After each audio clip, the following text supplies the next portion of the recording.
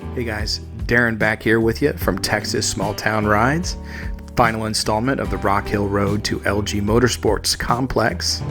Here's going to be the map. There'll be a link in the description below, so you'll be able to download it and off you go. Lynn Stamball Parkway, also known as West FM 455. Let's start off with the newest toy that we got for our burgeoning up-and-coming YouTube channel.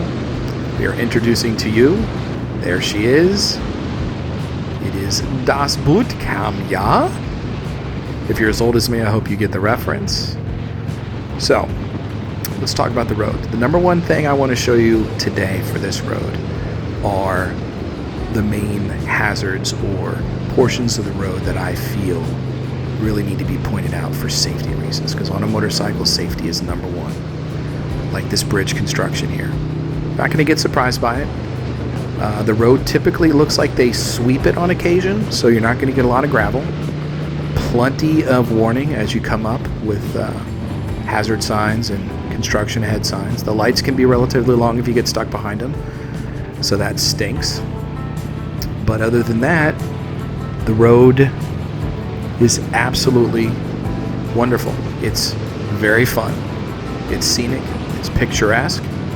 It has beautiful left and right hand sweeps that for the most part you're able to see through them, right? You're not going to have trees and obstacles on the corner, so you'll be able to see oncoming traffic.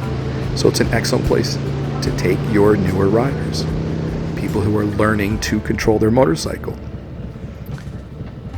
Almost all of your turns leading towards Westminster are going to remain on FM 455. So just pay attention to that. If you have a pod, people might get a little bit lost. Just remind them, just find FM 455 and stay on it going eastbound. I didn't really notice tremendous damage to this road. I just noticed how pretty it was and how much fun it was to get out there and just ride it. It's a good break from the previous portion of this ride, because it is relaxed for the most part. It doesn't require as much concentration as it would be if you were doing tighter, closer turns on more narrow roads with less wide open space. That doesn't mean you don't get opportunities to lean into it like I'm going to do here. There are plenty of chances for you to actually hit some speeds, lean into some corners, and make some sparks like I just did. So it has its moments. It is a very enjoyable road. I'm not going to complain. Happiness isn't around the next corner. I love to say it is the next corner. Anonymous quote. Don't ask me who said it, because I just don't know. That's the whole point of anonymous quotes. Just more examples of beautiful sweeps. You can see that it's a left hand. You can see through it. You'll be able to notice oncoming traffic. Once again, a right hand here. There is some obstacles, but once you get close, you can see through them. And that's important. Once again, a good place for newer riders to come, feel their bikes out, know what it's like to be riding in a group, and to enjoy the scenery. Again, you're going to enjoy this road. Get out there and have fun. Here's Anna, and I struggled with whether or not to keep this portion of the video in and to make it the length that I did. And then I reminded myself that motorcycle riding is about preparation and safety. Number one, safety.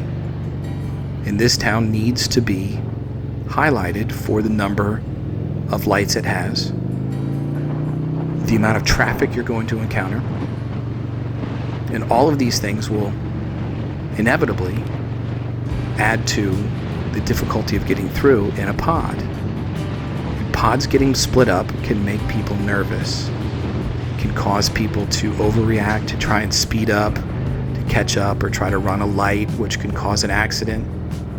This road is the same road from the west side of Anna to the east side of Anna. So you can tell your riders, if you get split up, take your time, ride your ride, we'll meet you on the other side. Or you can set up a rally point anywhere here, at any of these gas stations, any of these small restaurants, That's the point of me showing you this, so that you can decide what you feel is best as a road captain. But it's important that you see this so that you can warn your riders.